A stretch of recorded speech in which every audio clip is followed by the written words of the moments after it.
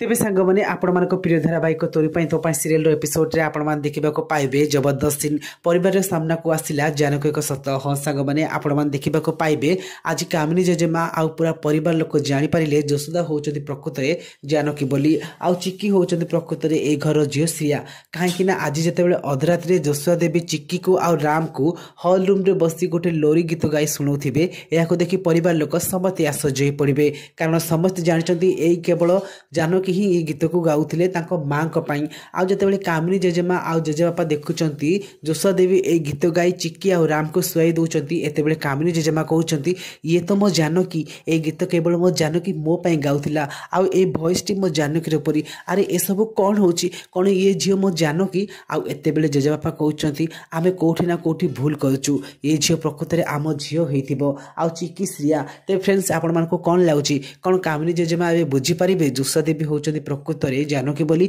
आउ चिक्की जहाँ कहूले सी ए घर झील एक सत बोली ना पुणी थोड़े रही किसी गड़बड़ कर जानवा चाहूले आम चैनल सहित जोड़ी रुहतु आज एपिसोड टी आपण मानक केमिति लगी कमेंट कर लिखि जणाइबे।